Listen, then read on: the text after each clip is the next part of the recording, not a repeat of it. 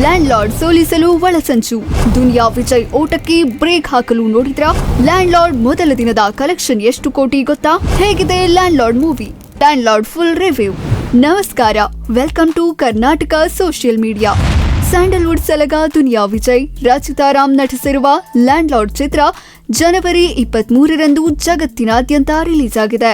Land lord ಚಿತ್ರದಿಂದ ಸಲಗ ಭೀಮಾ, ನಂತರ Duniya Vijay hat trick ಬಾರಿಸುತ್ತಾರಾ ಅಂತ ಈ ವಿಡಿಯೋದಲ್ಲಿ ನೋಡೋಣ. ಇದೀಗ ಸಿನಿಮಾ ನೋಡದೇ ಇದ್ದವರ ಒಂದೇ ಪ್ರಶ್ನೆ, ಹೇಗಿದೆ ಚಿತ್ರ? ಫ್ಯಾಮಿಲಿ ಜೊತೆ ಕೂತ್ಕೊಂಡು ನೋಡಬಹುದಾ? ಗೆಲ್ಲುತ್ತಾ ಲ್ಯಾಂಡ್ ಲಾರ್ಡ್? ಲ್ಯಾಂಡ್ ಲಾರ್ಡ್ ಮೊದಲ ದಿನದ ಕಲೆಕ್ಷನ್ ಎಷ್ಟು ಕೋಟಿ ಅಂತ ಎಲ್ಲವನ್ನೂ ತಿಳಿಯೋಣ. ಆದ್ರೆ ದುನಿಯಾ ವಿಜಯ್ ಅವರ ಹ್ಯಾಟ್ರಿಕ್ ಹಿಟ್ಗೆ ಏನಾದ್ರೂ ಒಳಸಂಚು ನಡೆದು ಹೋಗಿದ್ಯಾ ಅಂತ ಬಲವಾದ ಅನುಮಾನ ಕಾಡ್ತಿದೆ. ಹೌದು, ಲ್ಯಾಂಡ್ ಲಾರ್ಡ್ ಸಿನಿಮಾದ ಫಸ್ಟ್ ಶೋನಲ್ಲಿಯೇ ಭಾರೀ ಗೊಂದಲ ಎದುರಾಯಿತು.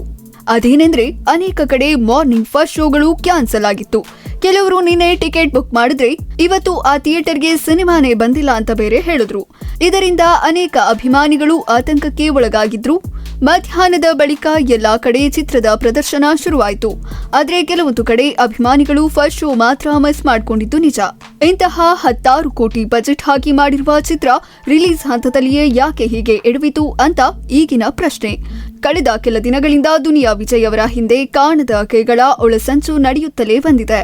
ಲ್ಯಾಂಡ್ ಲಾರ್ಡ್ ರಿಲೀಸ್ ದಿನವೇ ತಮ್ಮ ಸಂಚು ತೋರಿಸಿಬಿಟ್ಟಿದ್ದಾರಾ ಅಂತ ಬಲವಾದ ಅನುಮಾನ ಇದೀಗ ಅವರ ಅಭಿಮಾನಿಗಳಲ್ಲಿ ಕಾಡುತ್ತಿದೆ. ಈ ಗೊಂದಲಕ್ಕೆ ಚಿತ್ರತಂಡವೇ ಉತ್ತರ ಕೊಡಬೇಕು. ಇದೀಗ ಸಿನಿಮಾ ಬಗ್ಗೆ ಕಂಪ್ಲೀಟ್ ರಿವ್ಯೂ ಎಲ್ಲಿದೆ. ವೀಕ್ಷಕರೇ, ಲ್ಯಾಂಡ್ ಲಾರ್ಡ್ ಸಿನಿಮಾದ ಮೇಕಿಂಗ್ ಬಗ್ಗೆ, ಚಿತ್ರದ ಕ್ವಾಲಿಟಿ ಬಗ್ಗೆ ದೂಸರ ಮಾತೇ ಇಲ್ಲ. ನೀವು ಲ್ಯಾಂಡ್ ಲಾರ್ಡ್ ಚಿತ್ರ ನೋಡಲು ಬಯಸುತ್ತಿದ್ರೆ ಈ ವಿಡಿಯೋ ಲೈಕ್ ಮಾಡಿ. ಒಂದು ತುಂಡು ಭೂಮಿ ಎಂಬುದು ಕೇವಲ ಮಣ್ಣಲ್ಲ, ಅದು ಮನುಷ್ಯನ ಅಸ್ತಿತ್ವ ಮತ್ತು ಸ್ವಾಭಿಮಾನದ ಸಂಕೇತ. ಆದ್ರೆ ಇತಿಹಾಸದ ಪುಟಗಳನ್ನು ತಿರುವಿ ಹಾಕಿದ್ರೆ ಅಲ್ಲಿ ಕಾಣಸಿಗುವುದು ರಕ್ತಸಿಕ್ತವಾದ ಅಸಮಾನತೆಯ ಕರಾಳ ಅಧ್ಯಾಯಗಳು. ಇಂತಹ ಅಸಮಾನತೆ ಮತ್ತು ಅನ್ಯಾಯದ ಇತಿಹಾಸವನ್ನು ಕೆದಕುವ ಸಾಹಸಕ್ಕೆ ಕೈ ಹಾಕಿದ್ದಾರೆ ನಿರ್ದೇಶಕ ಜಡೇಶ್ ಕೆ ಹಂಪಿ. ಈ ಹಿಂದೆ ಇಡೀ ರಾಜ್ಯವೇ ಮೆಚ್ಚಿಕೊಂಡ ಬ್ಲಾಕ್ ಬಾಸ್ಟರ್ ಹಿಟ್ ಸಿನಿಮಾ ಕಾಟೇರದ ಕಥೆ ಮತ್ತು ಚಿತ್ರಕಥೆಯಲ್ಲಿ ನಿರ್ದೇಶಕ ತರುಣ್ ಸುಧೀರ್ ಅವರೊಂದಿಗೆ ಜಡೇಶ್ ಕೈ ಜೋಡಿಸಿದ್ರು ಎಂಬುದು ಎಲ್ಲರಿಗೂ ತಿಳಿದಿರುವ ವಿಚಾರ. ಆ ಸಿನಿಮಾದ ಯಶಸ್ಸಿನ ನಂತರ ಜಡೇಶ್ ಕೆ ಹಂಪಿ ಅವರು ಈಗ ತಮ್ಮದೇ ಆದ ನಿರ್ದೇಶನದಲ್ಲಿ ಲ್ಯಾಂಡ್ ಲಾರ್ಡ್ ಎಂಬ ಸಿನಿಮಾವನ್ನ ಪ್ರೇಕ್ಷಕರ ಮಡಿಲಿಗೆ ಹಾಕಿದ್ದಾರೆ. ಕೆವಿ ಸತ್ಯಪ್ರಕಾಶ್ ಮತ್ತು ಹೇಮಂತ್ ಗೌಡ ಕೆಎಸ್ ಅವರ ನಿರ್ಮಾಣದಲ್ಲಿ ಮೂಡಿಬಂದಿರುವ ಈ ಚಿತ್ರವು ಟ್ರೇಲರ್ ಬಿಡುಗಡೆಯಾದಾಗಿನಿಂದಲೂ ಕಾಟೇರ ಸಿನಿಮಾದ ಛಾಯೆಯನ್ನ ಹೊಂದಿರುವಂತೆ ಭಾಸವಾಗಿತ್ತು. ಆ ನಿರೀಕ್ಷೆಯಂತೆಯೇ ಈ ಸಿನಿಮಾದಲ್ಲೂ ಬಡವ ಮತ್ತು ಶ್ರೀಮಂತರ ನಡುವಿನ ಅದೇ ತೀವ್ರವಾದ ಸಂಘರ್ಷವಿದೆ. ಸಿನಿಮಾದ ಕಥೆಯು ಸುಮಾರು 3-4 ದಶಕಗಳ ಹಿಂದಿನ ರೆಟ್ರೋ ಕಾಲಘಟ್ಟಕ್ಕೆ ನಮ್ಮನ್ನ ಕರೆದೊಯ್ಯುತ್ತೆ. ಇಡೀ ಊರೇ ಕೇವಲ ದಣಿಗಳ ಅಥವಾ ಜಮೀನ್ದಾರರ ಒಡೆತನದಲ್ಲಿ ಇರುವ ಕಾಲವದು. ಇಂತಹ ಸಮಯದಲ್ಲಿ ಬಡವನೊಬ್ಬನಿಗೆ ತನ್ನ ಪಾಲಿಗೂ ಒಂದು ಸ್ವಂತದ ತುಂಡು ಭೂಮಿ ಇರಬೇಕು ಎಂಬ ಆಸೆ ಹುಟ್ಟಿಕೊಳ್ಳುವುದು ಸಹಜ. ಅಷ್ಟಕ್ಕೂ ಆ ಆಸೆಯನ್ನ ಈಡೇರಿಸೋದು ಅಥವಾ ಬಡವರಿಗೆ ಭೂಮಿ ಕೊಡೋದು ದಣಿಗಳ ಪಾಲಿಗೆ ಆರ್ಥಿಕವಾಗಿ ದೊಡ್ಡ ವಿಷಯವೇನಲ್ಲ. ಆದ್ರೆ ಇಲ್ಲಿ ಅಡ್ಡ ಬರುವುದು ದಣಿಗಳ ಪ್ರತಿಷ್ಠೆ ಮತ್ತು ಅಹಂಕಾರ. ಬಡವರಿಗೆ ಭೂಮಿ ಕೊಟ್ರೆ ಅವರು ಕೂಡ ನಮ್ಮಂತೆಯೇ ಲ್ಯಾಂಡ್ ಲಾರ್ಡ್ ಎನಿಸಿಕೊಳ್ಳುತ್ತಾರೆ, ಸಮಾಜದಲ್ಲಿ ನಮ್ಮ ಸಮಕ್ಕೆ ನಿಲ್ಲುತ್ತಾರೆ, ಇದರಿಂದ ನಮ್ಮ ಪ್ರತಿಷ್ಠೆಗೆ ಧಕ್ಕೆ ಬರುತ್ತದೆ ಎಂಬುದು ದಣಿಗಳ ವಾದವಾಗಿರುತ್ತದೆ. ಹೀಗಾಗಿ ಎಂದೆಂದಿಗೂ ಬಡವರಿಗೆ ಭೂಮಿಯ ಒಡೆತನ ಸಿಗಬಾರದು ಎಂದು ದಣಿಗಳು ಕುತಂತ್ರಗಳನ್ನ ನಡೆಸುತ್ತಾರೆ. ಇಂತಹ ಕ್ರೂರಿ ದಣಿಗಳ ವಿರುದ್ಧ, ಜಾತಿಯ ಹೆಸರಿನಲ್ಲಿ ನಡೆಯುವ ಶೋಷಣೆಯ ವಿರುದ್ಧ ಸಿಡಿದು ನಿಲ್ಲುವವನೇ ಕೊಡಲಿ ರಾಚಯ್ಯ. ಎಸ್, ಈ ರಾಚಯ್ಯ ಎಂಬ ಬಡವನ ಕೆಚ್ಚದೆಯ ಹೋರಾಟವೇ ಈ ಸಿನಿಮಾದ ಜೀವಾಳ. ಈ ಸಿನಿಮಾದಲ್ಲಿ ನಟ ದುನಿಯಾ ವಿಜಯ್ ಅವರು ಕೊಡಲಿ ರಾಚಯ್ಯನಾಗಿ ಮುಖ್ಯ ಪಾತ್ರದಲ್ಲಿ ಕಾಣಿಸಿಕೊಂಡಿದ್ದಾರೆ.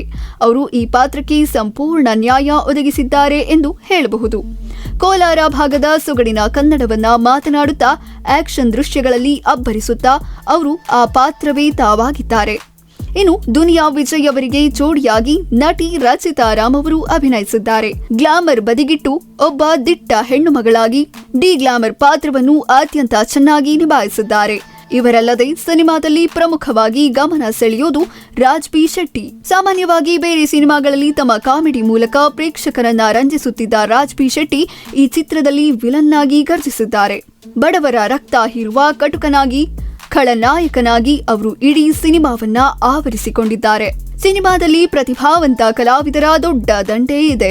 ಹಿರಿಯ ನಟಿ ಉಮಾಶ್ರೀ ಅವರು ಕೇವಲ ಕೆಲವೇ ದೃಶ್ಯಗಳಲ್ಲಿ ಕಾಣಿಸಿಕೊಂಡ್ರು ತಮ್ಮ ನಟನೆಯ ಮೂಲಕ ಸಿನಿಮಾದ ತೂಕವನ್ನ ಹೆಚ್ಚಿಸಿ ತಮ್ಮ ಛಾಪು ಮೂಡಿಸಿದ್ದಾರೆ. ಮಗಳ ಪಾತ್ರದಲ್ಲಿ ರಿಥನ್ಯಾ ವಿಜಯ್ ಗಮನ ಸೆಳೆದಿದ್ದಾರೆ. ಪದ್ಮಾ ಎಂಬ ದೇವದಾಸಿ ಪಾತ್ರದಲ್ಲಿ ಭಾವನಾ ರಾವ್ ಕಾಣಿಸಿಕೊಂಡಿದ್ದಾರೆ. ಉಳಿದಂತೆ ಅಚ್ಯುತ್ ಕುಮಾರ್ ಪೊಲೀಸ್ ಅಧಿಕಾರಿಯಾಗಿ, ಸಂಪತ್ ಮೈತ್ರೇಯ ಶಾಸಕನಾಗಿ, ಗೋಪಾಲಕೃಷ್ಣ ದೇಶಪಾಂಡೆ ಬಡವನಾಗಿ, ಅವಿನಾಶ್ ಹಾಗೂ ಶರತ್ ಲೋಹಿತಾಶ್ವ ಜಮೀನ್ದಾರರಾಗಿ ಮತ್ತು ರಾಕೇಶ್ ಅಡಿಗ ಖಳನಾಯಕನಾಗಿ ಅಭಿನಯಿಸಿದ್ದಾರೆ. ಶಿಶಿರ್ ಬೈಕಾಡಿ ಕೂಡ ನಟಿಸಿದ್ದಾರೆ. ತಾಂತ್ರಿಕವಾಗಿ ನೋಡುವುದಾದ್ರೆ ಅಂದಿನ ಗ್ರಾಮೀಣ ಪರಿಸರವನ್ನ ಕಣ್ಣಿಗೆ ಕಟ್ಟುವಂತೆ ತೋರಿಸುವಲ್ಲಿ ಸಿನಿಮಾ ಯಶಸ್ವಿಯಾಗಿದೆ. ಅಜನೀಶ್ ಪಿ ಲೋಕನಾಥ್ ಅವರ ಸಂಗೀತದಲ್ಲಿ ಮೂಡಿಬಂದ ಹಾಡುಗಳು ಸನ್ನಿವೇಶಗಳಿಗೆ ಪೂರಕವಾಗಿ ಗಮನ ಸೆಳೆಯುತ್ತವೆ. ಒಟ್ಟಾರೆಯಾಗಿ ಹೇಳುವುದಾದ್ರೆ ಇತಿಹಾಸದಲ್ಲಿ ಗಾಢವಾಗಿದ್ದ ಅನ್ಯಾಯ ಮತ್ತು ಅಸಮಾನತೆಗಳನ್ನ ಲ್ಯಾಂಡ್ ಲಾರ್ಡ್ ಸಿನಿಮಾ ಮತ್ತೆ ನೆನಪಿಸುತ್ತದೆ.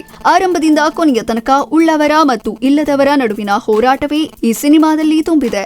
ಹಲವು ದೃಶ್ಯಗಳು ಪುನರಾವರ್ತಿತ ಎನಿಸಿ ಕಥೆಯನ್ನ ಪ್ರೇಕ್ಷಕರು ಸುಲಭವಾಗಿ ಊಹಿಸಬಹುದಾಗಿದೆ. ಸಿನಿಮಾದ ಆಶಯವನ್ನ ಮೀರುವಷ್ಟು ಕಮರ್ಷಿಯಲ್ ಅಂಶಗಳು ಇಲ್ಲಿ ಬೆರೆತಿದೆ.